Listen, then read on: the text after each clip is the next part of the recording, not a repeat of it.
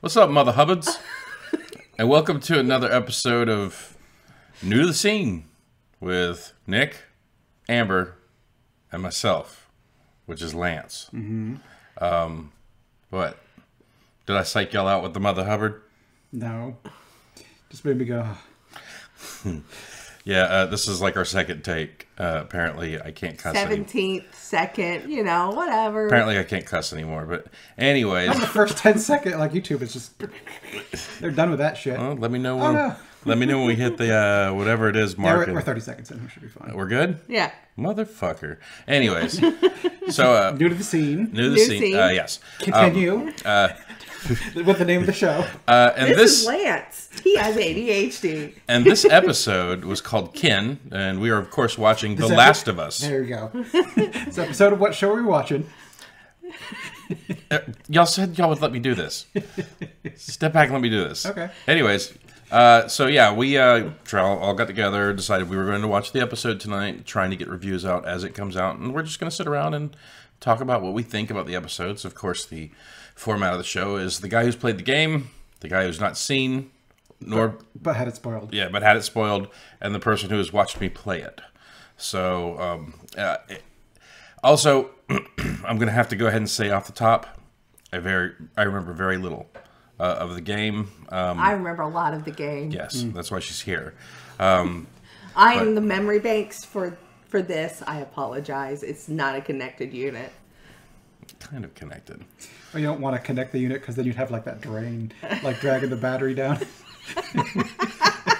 It's like she's basically pulling and I'm holding onto her jacket. She's dragging me and I'm like, go on without me, Amber. Go on without, don't look back. It's more of like dragging, like when you plug an electronic object into something that can't really hold a charge anymore. So it's just taking all of the juice for itself and not really keeping any of it for itself. Yo. Anyways, so yeah, we just got finished with the episode, and we're going to talk about it in spoilers. In spoilery detail. Yep. So spoilers. And we will talk about the game, but not further than the where game we're has at, gotten. Yes. So in the game, in a few scenes like this, and like none of that. So we'll keep it to the show. And no spoilers for The Last of Us Part 2. Yes. Nothing past where this would be in the game in The Last of Us. Just know that there's generally going to be spoilers after this point. Well, some people only talk about the show and make sure not to talk about the game. But if you guys want to talk about the game, I don't want you to not have to do that. Yeah. During the one opportunity we're going to talk about the show. Yeah. So I can't talk about the game? You can talk about the game up until the point of where this episode kind of was at. But don't go beyond where this episode was at. All right, so Snape kills Dumbledore with the Leviosa spell. And then he gives him, the Spartan boot off the side of the tower. Okay, happy now? Not really. Considering there are so many inaccuracies in that statement alone. That's good. Spoiler inaccuracies are fine. It was actually lupus. We're not talking about house either. Sorry. Anyways, so... Kin. So basically, we find our intrepid duo moving across the land looking for Joel's long-lost brother. And it's 3 months after the events of episode 5, which is a little jarring. Yeah. It's be like they've been together for 3 months now. Now it's like, okay, I guess. Well, so the one thing I will say about that is that we don't need to see a day-by-day rundown of them getting attacked by monsters. But we needed we needed a 10-year catch-up for 2 characters that are dead now. Yes. It's a good episode. Episode 3 is good. But nothing in it mattered. I mean, to me, for what we're doing here, it tells you about the world and gives you an idea of what's going on in the world. It doesn't give you an idea of what's going on with Ellie and Joel. They found love in a hopeless place. They found love in a hopeless place, and that's nice. It's nice to have a post-apocalypse story about 2 people who found each other. I feel like thematically is where they're trying to make the connection to Joel and Ellie with episode 3 still. I feel like that's going to be the strongest, which again, could they have found a different way to do it? Most likely. So it's still going to be filler. Beautiful filler, but filler. Mm-hmm. But I feel like the connecting force is the themes that were present in there that directly tie into the protector protectee relationship with Joel and Ellie. Sure. I mean, I mostly got that with episode 1. Yeah. But, I don't know. Well, it's about regaining your humanity, too. Yeah, a 3-month hop. I mean, you could have, like, showed some stuff. They could have had, like, a short little montage. Yeah, 5 minutes of them doing shit or something like that. Just to show them getting closer or something. I guess you don't have to. It just kind of seeing. It was like it starts and it's like 3 months later. I'm like, okay. And apparently they haven't resolved anything about what happened with Henry and Sam yet. Well, so, I mean, I agree with you. But at the same time, it's kind of like, sure, they've had little skirmishes here and there, but that's not important. Well, I think even in the game, you've got these big jumps in time, too. Well, yeah, but it's like, it's at the same time, I mean, you can't really win if you're the show because, like, what was the other famous zombie show? Walking Dead. Walking Dead. Yeah, so, like, every single day of their lives, it was some kind of drama that was going on, whereas this show... They would time jump in The Walking Dead, too. They did a little bit, but then, like, whenever the action would amp up, it was, like, days and days and days of, like, horror and misery. Mm-hmm. I think what I dug about this episode is there wasn't any of that. It was just Joel finding his brother, finding out about Jackson, meeting his new sister-in-law, basically, finding out that, you know, they were expecting, and Joel having a perfectly reasonable reaction of, you know, and I say reasonable only for the fact of he's been carrying around this weight of his, like, he's been dragging this guilt around forever. Yeah, for 20 years. Yes, and this is the person who was with him when everything was lost. I mean, you can imagine the way he was, like, calling for Tommy, and Tommy knowing that her being gut shot like she was, it was over. He didn't come running over to help or whatever. You don't know what kind of, like, hard feelings Joel still might be carrying around for that. Now you have something similar where now you have Joel who's been gut shot by a buckskin shiv, and now he's bleeding out. It was a broken end of a baseball bat. Yeah. Was it? Yeah. The guy went and broke the baseball bat on the tree or whatever. Yeah, it broke on the tree, and then he basically got a makeshift shiv. Yeah, and if I remember correctly, that did not happen in the game. Something similar happened in the game, but I believe it was at a mall. Yeah, and I think that this is supposed to mirror that, and that's about all I can say without going further into the game at that point. If I remember, the video game had you going through the halls of the school, and you had, like, I think it was Fedra agents. I remember it being raiders, and I remember there being a mall. That's what I remember because that's what it is. And again, I can't discuss more without going beyond this episode. We'll probably talk about it next week. Yeah. Presumably they'll catch We can discuss it offline. They're being a helicopter. We can discuss it offline. Okay. Never mind.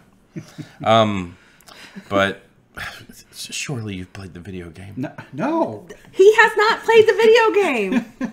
It's been out for so long. You just refuse to I don't have a PlayStation. You refuse to let you borrow my PlayStation so you can play it. Because I'm not going to use it. Okay, so anyways, in this episode, we have this whole, like, it felt like the most of this episode was team building. Not team building. It felt like it was like, here, have a moment to rest, a chance to catch your breath, a moment to breathe after the heaviness. A small win for once. Yeah. While Joel couldn't catch his breath. Yeah, but I feel like it was a narrative breath for the audience. Mm-hmm. They just came off of an extremely heavy episode of episode 5 with the death of Henry and Sam. So I feel like this was their chance of, like, here's a moment for all the characters to kind of collect their breath, regroup, refresh, and let the audience kind of go, okay, here's a downbeat moment, but it's got some hope. It's got some optimism still to it. Mm-hmm. Well, until the end of the episode. Yes, well, but you know, for most of the episodes, you have this. You get to a place where, like, hey, look, society's still going. Society's still going. Joel meets up with Tommy. Mm-hmm. Ellie, you know, kind of gets her first taste of a true, like, motherly relationship with Marie, because I don't really feel like what we've been shown of the women figure that have interacted with her, that she's ever had a woman's touch truly in any of that, like a motherly touch. Yeah. So it felt like for a bit, you know, she's like, I got you clothes. Here's something that might be better for your menstrual cycle. It's reusable. Yeah. It would suck, but it's reusable. It's better than nothing at all. Yes. And you know, here, let me give you a haircut, some new clothes, somebody who could just talk to her, make sure she's sound. I felt like that was a lovely, like, it's giving the audience and the characters just this moment of going, okay, before, oh God, what's next? Yeah, which was kind of like what episode 4 was as well. Yes. I would feel. And it's just kind of the build up the relationship between Joel and Ellie a little bit more, which we got some of that here. With she finally finds out about Sarah. Finds out about Sarah. And kind of a not nice way to find out about that sort of stuff, I suppose. Be like, oh, someone else told you my, big secret. That's nice. Mostly, he was never going to tell her, but still. Yeah. Well, like, Joel also had to come with grips with, like, I'm the protector. I'm taking you across the country. I'm going to make sure you survive. And there's been so many times where she's covered him. And he's had to realize I'm not as strong as I used to be. I can't do everything. Like, I don't get the point of view he had where it was like, I'll take double watches. You go to sleep. It's like, how the fuck do you run?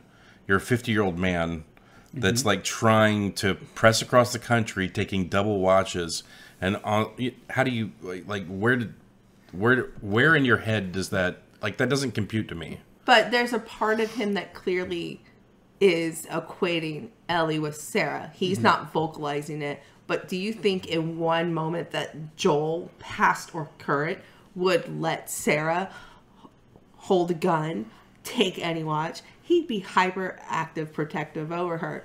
And it's very clear Ellie is replacing Sarah in many aspects in his life. It's the chance to protect his daughter that he never got to have. No. So he is in hyper alert mode constantly to keep her safe, to his own detriment. And also you imagine that, like, if she's on watch and she's not trained in it, and someone sneaks up and pops her off first, even if he, like, if that shot wakes him up, well, Ellie's dead, and he kind of failed again. Yeah, but if he's awake and he gets popped, then at least Ellie will wake up from the shot or something like that. And I don't think he gives a shit about his own life. No, I mean, it's how many times has Ellie been like, train me, teach me? Like, he doesn't want to do any of that. Like, this episode, to me, the breath of fresh air was him finally kind of coming off of that shit, and like him starting to, ease up and talk to her and make jokes and open up a little bit. I like that they went ahead and opened the wound about Ellie finding out about Sarah the way she did, and then finally them having that little bit of confrontation, because I do remember that part in the game where he was just basically like, don't you talk about her, we're fucking done. But I did like the turn in this particular episode where he was like, we go our separate ways in the morning, and then when he was in the thing, he was like, you deserve to have a choice, and she just gave him the bag and said, let's go. Like, I really dug that. It doesn't matter everything that happened night previous, whatever words were said between them. Ellie has 110% invested in Joel. She believes he's the man for the job. Oh, but, and we also have the fact that they've been together at least 4 months probably by now, based on, the time between when they left the... I wouldn't think they were together for a month before they got to Bill's. Well, but the trip from Bill's to Kansas City, it still took some days. It still took days, but maybe another week or something like that. So maybe 3.5 months? Yeah. If you're following the timeline, why don't you put it down in the comments? And I apologize for the coffee, and I've got yet another cold from my child, I'm guessing. Sprayed her with pepper spray before we started. Oh, that'd be crying. But, were you gonna... Okay. Keep going, because apparently I can't talk right now. So, the other part that I was wanting to ask our viewers, if you've seen the episode, and of course we were in spoilery parts, the dog can smell if you're infected. He's going to tear your ass up if you are.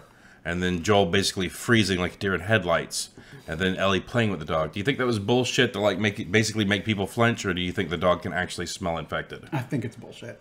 I think it's most likely bullshit. I mean, there is a chance that they have gone out of their way to get scraps of clothing from the infected and let it smell it, but... I think at that point in time it would be obvious to everybody. Yeah.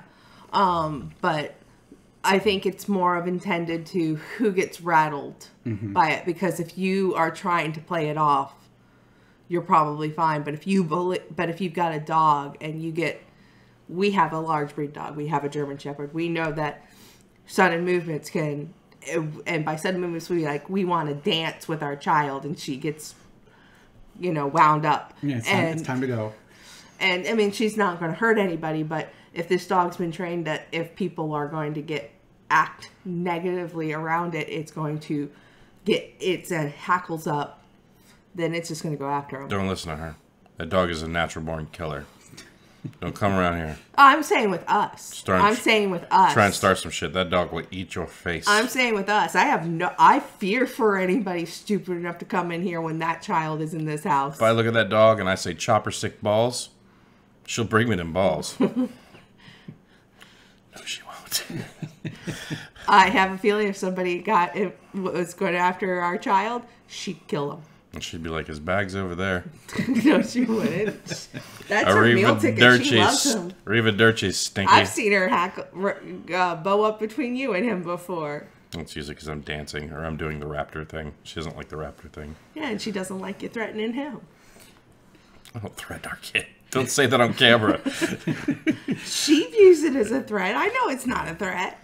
But anyways, where do we see the episodes going from here? I know. So I can't say. People know. I know where it's going from here. So, I mean, they have shuffled some shit around. We are on an accelerated timeline. I've heard a lot of people say that they don't think that the first season will be over by the end of this season. I think it'll definitely. But I think they are definitely on pace to do that. You mean the first game?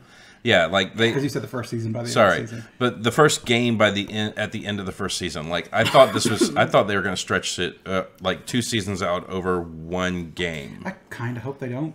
I had thought they would do 2 seasons, but the pacing is definitely is in line for them to be in Salt Lake City by. And that's not a spoiler because they showed Salt Lake was the convergence points for the Fireflies. Yeah, they showed their next destination is Salt Lake. So I have a feeling that the season will end in Salt Lake. Because we still have 3 more episodes. Yes, and so obviously Joel is currently stabbed. So resolution of that has to come in the next episode, good or bad. I know what episode 8 is because they promoted what that was going to be a while ago. I was just going to say they need to introduce some new characters for you to get attached to and then murder immediately. Kind of. But I know what it is. And I can't say. I will share with you offline. Yeah. This is spoiler talk, right? Not for what's coming past this episode. Including, I watched... if I watch the episodes again, which I sometimes do, just to keep fresh with it, I at the end of the episode they do here's what's on the next episode, and then they do here's us making this episode. So I skip past the upcoming in the next episode because I want to know literally nothing. Trailers are so fucking awful. I listen to a lot of podcasts. I listen to 2 podcasts right now that kind of are covering it, and they are doing that.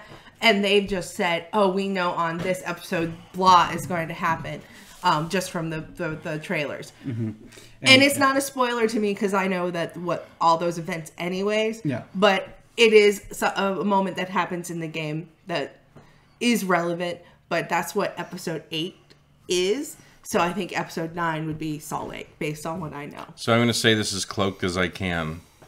But I thought that the part where they were talking about going to the moon was very interesting. Because the entire conversation, I think, was a really nice nod to the second game. Yeah, no. And a part that I'm wondering if they're going to do less of the flashbacky stuff from the second game and just go ahead and put that stuff in the first game. They might still show it. We don't know. With where we know that this is going, I don't know if it's going to end at that, and then they're going to maybe just add in all the flashbacks as the first part of the next one, or if they'll still do the flashbacks. Either method works. They've already shown that they're very good at utilizing flashbacks when they need to. So, and in case you did not notice, this is reference to bacon and booze as per Tommy's wishes. 2 things that are overrated. I don't know. Bacon's pretty damn good. It's overrated. It's good, but people have put it the best food ever. Oh no, it's not the best food ever. It's not bad. It's pretty fucking good. It's fine. Depends on what you're using it in. Most of the time, it's overcooked. Yeah, most people fuck up bacon. Okay. All right, fine. But are we going to do this here? Okay, fine. All right. What's your favorite food? I don't know that I have a favorite. What's something that you could eat more often than not? Apparently that's calzones. Calzones. Okay. Would you eat the calzone cold? Absolutely not. Okay. you can eat bacon cold, and it's just as good cold as it is hot. No. It depends on how the bacon's cooked. If it's fried too hard, you can't, because it's already a rock, and then it's just a cold rock. And it just crunches. And you'll eat jerky. I don't like jerky. I also have crowns. Anything super crunchy, I hate. I like jerky, but because of my braces afterwards, and they've respaced my teeth properly, I don't like jerky because it gets stuck in my back teeth, and then it hurts. So even after I floss and use toothpicks, I just constantly have pain back there. Yeah. So I don't know. Bacon's fine, but it depends on how it's cooked. Good.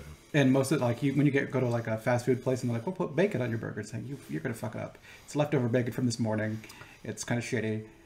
Well, I always tell them, like, I know you're not supposed to tell a chef how to do whatever. Like, I think that's bullshit. Whenever I go to eat breakfast at a place, I'll always say bacon medium. No, there are a lot of places that make breakfast that actually appreciate if they tell you what kind of. Yeah, because you can't just walk in and go, 1 egg, please, and then being like, check. He wants an egg. I know exactly what that means because there's so many ways to cook it. And people understand that. Chefs understand that there's different levels of ways people like bacon. So they like it medium, they like it soft, they like it crunchy. That's pretty much the 3 ways that they cook them. And some people like toast that's warm bread. Some people like toast that's black, and everywhere in between. See, I like my bread lightly toasted, but it needs to actually have a little bit of toast. But if it gets to about that middle gradient, it starts tasting burnt, and I don't like it. So tell us how you like your toast. Tell us about bacon and booze. And toast. And our bacon, breakfast. booze, and toast review channel. I mean, and favorite foods, mine would probably have to unfortunately be a hamburger because that's pretty much my go-to. Would you eat a hamburger cold? No. See, I'd eat bacon cold all day. My friend... I don't like to eat a lot of food cold unless it originated cold. My point is that pizza is good hot or cold. I don't like cold pizza. Cold pizza's awful. I don't even know these fucking people. All right. I like putting it in the refrigerator and trying to eat it after that is awful. Putting it in the fridge and then putting it in the microwave afterwards is passable, but still not very good. Yeah. Pizza has to be like, we made this pizza fresh, here it is. And then I eat it and then I go, and I'm done with you. I have a friend of mine at work, Johnette. She goes to these board meeting things, and she came back a couple of times with a Ziploc bag full of bacon and just threw it at me. And I had that thing in the refrigerator, and I just pop it out and just take little bacon breaks. How long before it became moldy? I didn't look. It was in there for a couple weeks, and it tasted fine to me. So do you have cordyceps? Maybe. That was months ago, so you are wicked infected if that's the case. Oh, man. Wicked, huh? Wicked. You're wicked pizza infected. Yeah. Did you learn wicked pizza for me? Yeah, I did. Yeah. Say hello to your mother for me. How do you That's Boston. Oh, hey. man. Although Boston might do wicked pizza. That might be more of a main. So one going back to the show, one thing I liked is that we got to see the lovely actress who played Tara McClay from not Tara McClay, Tara from Strong Blade. Tara McClay was from Buffy. My apologies. Tara from True Blood. I saw something earlier with Tara and Buffy in it, and that's. But yeah, Tara from True Blood, which was very nice to see the actress in a role that wasn't like psycho crazy in a way. And if you don't remember what that show was, here's your hints. Sugar. It's not. I've never seen it. That's the best Bill Compton ever done on the planet. Okay, I don't know what that is. Yeah, no, you're not missing anything by not watching True Blood. Russell was the best character on that show. Arguably agree, but Tara was a perfectly fine character that they just completely wasted and abused, and the actress was very good. I actually very much liked her as Marie. She's good in this TV show so far. Yeah. Well, Marie, my memories of Marie are all fairly positive from everything. So. Very, very little. It's she was paying attention to the storyline like, oh, he's gonna leave. They're getting the horse. Oh, cool. They're going to the woods. And I'm just like, shoot zombies, stick up, shiv him in neck, move to the next zombie, shiv him in neck. That was my job. Also, my job was look for stuff, look for stores. Ooh, nuts and bolts. Look for stuff. Ooh, duct tape. As a matter of fact, in this episode, when he sat down and was duct taping his shoes, I was like, so he's going to run faster now with that upgrade? He's like, put the duct tape on the shoes. He was making it so his shoe didn't fall apart. Yeah, that was all that was. I was kind of hoping to see him, like, after doing that, like, maybe put, like, some tacks or nails down and be like, no, I've got snowshoes. I mean, That would have worked, too. He was using duct tape. That infers that he was making an upgrade. So, you know. But, no, I mean, when you were looking around in the game, I would normally go, hey, you missed something over there. That was also, yes. But I'm also, it didn't matter. I didn't need stuff because I never used stuff because I kept stuff forever. I'm the guy that plays the game. And this episode to talk about, I'm finding. Huh? There's not a lot about this episode. There's not a lot in it. Although I guess my favorite part in this episode was them hanging out at the river, and then they go across it or whatever, and then later they see like a river and a dam, and she's like, "What if this is the Death Lake or whatever?" Death River. Death River, and I'm like, that's kind of funny. that they pass a river, so they're like, "Oh, we're fine. Nothing happened over there," so they just let their guard down, and then she's like, "Is this Death River?" And then, oh shit, and they start looking around, and then danger immediately. Yeah. Yeah. No. The episode had a lot of very well-timed, humorous moments like that. Oh, I like the couple at the beginning of the show. Yeah, they were great. The Indians. Take the gun out, two the fingers. Native Americans, my apologies. Move it away. You made them soup? And she's like, mm-hmm. Yep. Like, his wife was fantastic. I loved her. Did you tell him the truth? Yep. Mm-hmm. Are you telling me the truth? Yep. Mm-hmm. We moved out here a long time ago. I didn't want to move out here. That is definitely... And I feel like the The guy... guy's in so much. The guy is... I feel like he was in Dances with Wolves, that he was one of the... Probably. I see him. And he might have been in Maverick as well. So he was Maverick. He was the chief that was doing Yeah, that. but I think he was also in Dances with Wolves. I think that's the same Graham one. Greene. But yeah. I've seen him all over the place. He was in the Green Mile. He was one of the people in the Green Mile. V for Vengeance. I thought I was going to say V for Vendetta. No, it's V for Vengeance. Yeah. But I've seen him in a lot of stuff. I just never knew his name, and I saw him at the beginning. I'm like, oh, cool. He was in Red Dead Redemption 2. Yeah, he was the chief in Maverick. In Maverick. Which makes me wonder what he might have been in something with Mel Brooks too. That I'm not sure. I think seeing him, what I immediately was thinking about, he's in Twilight New Moon. Yeah, well, they have a whole Native American tribe in the Twilight series, so it's not a surprise. He's one of the more famous I think actors. the Green Mile is kind of what I recognized him from. But was he in Dances with Wolves? I feel like he was. I'm only back to 2003. Oh, that's in the 92, 93 era. He was in Snow Dogs. Ooh. There's one we need to do a review of. There's the Green Mile. Green Mile. This would have been the heyday right here. Yeah, I think so. Song of Hiawatha, that sounds familiar. Hiawatha. Not that I've seen that one, but it sounds familiar. Take my good hand. This is the very exciting part where I scroll through IMDb to see, why do I know this person? I know him. He's a very famous Dances Native with American. Wolves, he was Kicking Bird. Yep. Okay. Very famous Native American actor. Was he in Maverick as well? Did it show him as Maverick? In Dances with Wolves? No, in the movie Maverick. Oh. You know, it was like 96. I know for a fact he was in Maverick. 96. 96, 97. Wasn't that about the time of Maverick? Something like that. I didn't see it. You don't even have to look it up. I know for a fact he was in Maverick. Yeah, because basically Oh, Mel Gibson... 94. Yeah, he played Joseph. Yeah, because Mel Gibson was caught by the engines, and it was a party. And he was like, "You need money, Maverick? Oh, I can get you back in the card game. Here, this guy's gonna hunt you." And he's like, "You're gonna let him fucking kill me?" He's like, "No, here, shoot my bow." And he pulls the thing back and shoots, and he turned the feathers inward so it basically nicks the thumb of whoever fires his bow. And so he was like, he tells the guy, "Take a practice shot." And he's like, "Oh, no. Now that you got it, no, go ahead and take another shot." And he's like, "After someone shoots my bow, you can't aim straight for a week."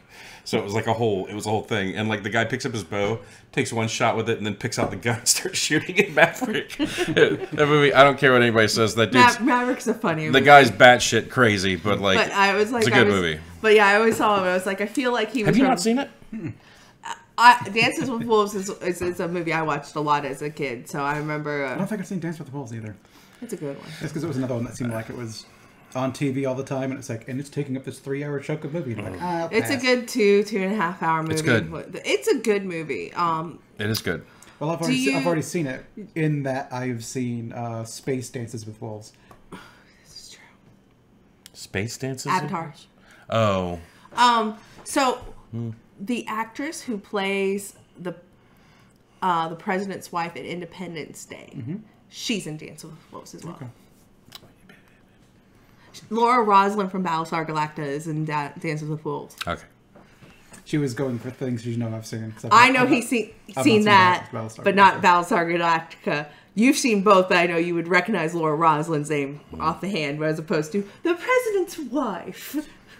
So, I mean, this episode's all character development. Yeah, it was. And it was a very good episode. It was a very strong episode. Not a lot to really dissect, which is why we've gotten off topic. Yeah, which seeing Joel and like meet up with Tommy again is nice. Again, I think I said earlier, it's nice to have Joel like have a win for a little bit. It was so nice. that by the end of the episode he gets stabbed. It was nice to see some of the baggage behind Joel get outed, even if it was against his will. Yeah. This stuff needs to get out in the open for the relationship for him and Ellie to continue to develop beyond where it was. It's also good to get him with Tommy for a little bit, even just for that one scene, because Joel is the sort of person that's not going to open up to like anyone but like his brother, since he's been there and seen all that shit. And that was when I was coughing. I just remember what I was going to talk about. The chest pains, panic attacks. I would think panic attacks. I feel like they're panic attacks. I don't know that it's heart disease because he's running around doing all that stuff. I think it was heart disease. He would have been a lot sooner. I think it's panic attacks because he's getting attacked. He got it like he left their shack and it's like, oh, Death River, no one crosses there, gets across, and then he's like, I gotta take the her across, and then he has it, and then like he goes outside after that conversation with Tommy. And then kind of like sees someone's hair who reminds him of Sarah. Yeah, I felt like it was panic attacks, and I feel like it's on the cusp of she had to save him, and then Henry had to save her. He was telling Tommy he's failing her, and I feel like that's indication it's panic attacks, but there's no clear indication. Well, there's so many times that people have gotten the drop with him, like because he's half deaf. Yeah, he's half deaf, and he's trying to push through on stuff where he should just be letting her take. If there's one thing that if I ever got stuck in something with you and Jack, and we were moving, I promise you right now, I would not be like, I got it. Go to sleep, make sure the baby's fine. I'll take all 3 watches. Says the man who has constantly said, if there's a tornado, I'm locking you and Jackson in the tub, and I will stay out here to die. And the first time we had a really bad tornado, what happened? Well, we had a tornado warning, and I got thrown in the tub with the baby. And I went outside to die. Bruises. I went outside and watched them. That's not as romantic as you think it is. Take me, tornado. I can't live like this. No, it wasn't that. I was just basically watching from front and back to see which direction it was coming from. And if it would have came this way, I would have been in the back bathtub. So, but I wanted to make sure. Anyways, speaking of like walking out and seeing someone that passed, but you kind of like see someone that recognizes like that looks like them. Have you ever had that happen to you before? All the time. Fucking awful. What, like somebody you think is somebody else kind of thing? Well, someone that you think is someone that died. Oh. I have not had that, but I don't have the same experience with close relatives dying as you guys. Seen someone that looked like from the back exactly like my brother, and just kind of like for that half instant be like, oh, there's Mike, before your mind even has time to say it. Mm-hmm. I had a buddy of mine, Ralph, who died a long time ago. And I don't remember where I was, but I was walking through somewhere and I heard someone talking and I stopped and like started looking because I was sure Ralph was in there. And I didn't even remember that he had passed away when I was a teenager. I didn't remember any of that shit. I sat there and looked for him for like a good 5 minutes until I realized he was fucking dead. And that made me really sad. But like I haven't seen anyone that I thought could have been somebody. That's not true. I saw a man at one of the grocery stores that was walking by me. I didn't see his face when he walked by me, but he cleared his throat, and I turned back around. I thought it was my dad because he was wearing the checkerboard, the plaid shirts that my dad used to wear, and he was wearing the tattered jeans, and he had his hair done in the back just like my dad did. And I remember I turned around and kind of looked at him, and he was walking through Walmart, which was one of my dad's favorite things to do. I remember. My dad used to like going to Walmart and bargain shopping, but like I remember turning around and seeing him and thinking that was dad, and like I kind of stared at him for a minute, and when he turned to go into an aisle, I could see the profile of his face. It was clearly not him, but there was like 2 seconds where I was just kind of like, Daddy. Yeah. Hence, I think Joel's panic attacks. Yeah. It's panic, not him stepping out and being like, "Oh, my heart's giving out." I mean, it's a tough call. Like, I don't remember him ever taking medicine or anything like that in the beginning of the show, so I don't remember anything like that happening. The only reason why I feel like you could interpret that it could be heart problems was he was clearly abusing the drugs he was finding for the Fedra agents. So that does do damage to your heart. So it could be heart problems. It's true. But I feel like it's more likely anxiety-induced panic attacks because it's overly attachment to Ellie that he is forming. No matter how much he's fighting it, he's the dreams. And I've heard panic attacks described as like the world around you kind of like falling out. And the first time they walk out of that couple's hut or whatever, and Ellie's talking to him, and you can just you're kind of hearing it through his thing, where it's mostly like Yeah. I don't know how exactly true this is, but because y'all are bringing up what you brought up, I will say that because he's, it seems like he's somewhat addicted to things that kind of like zonk him out.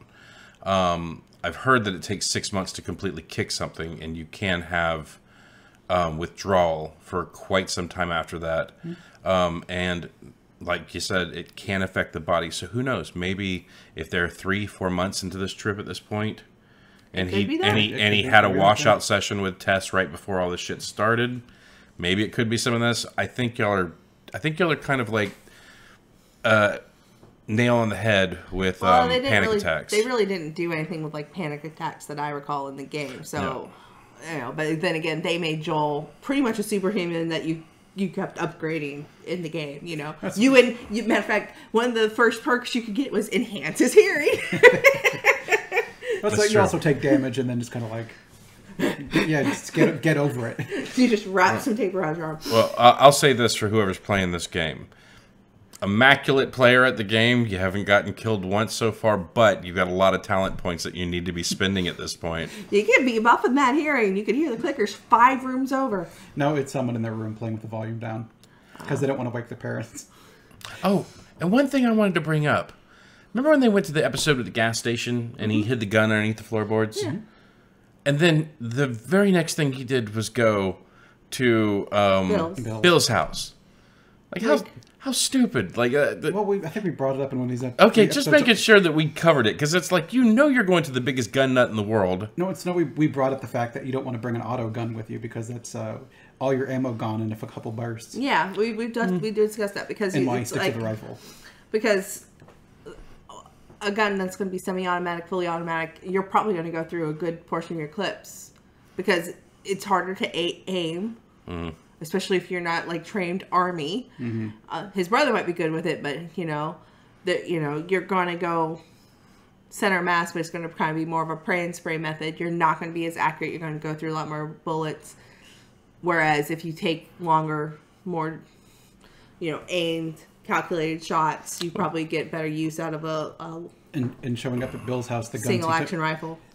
Showing up at Bill's house, the guns he took away were his pistol and a rifle. Yeah, he's not. And he's been going with single action. Bolt action, long barrel is like the best way to go for like sniping. But those assault rifles are still 1, 3, and full auto.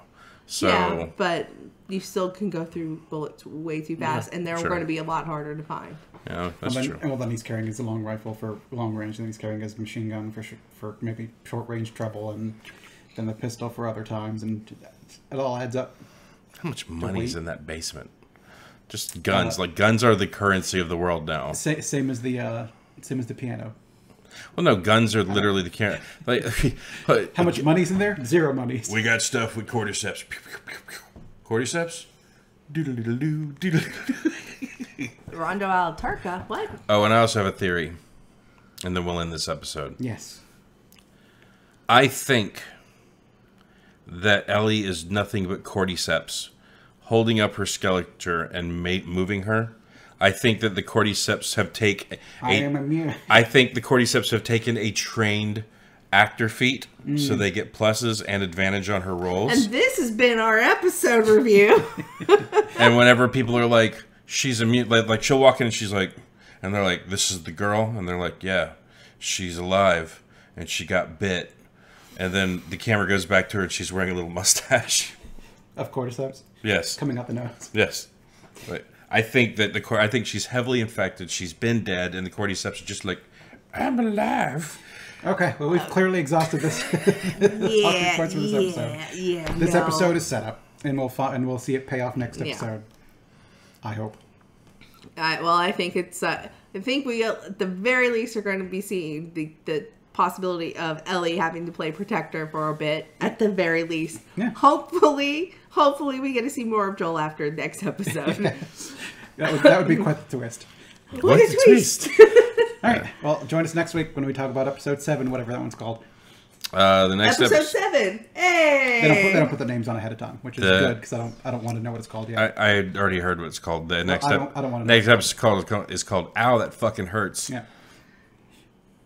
All right. Bye. Bye.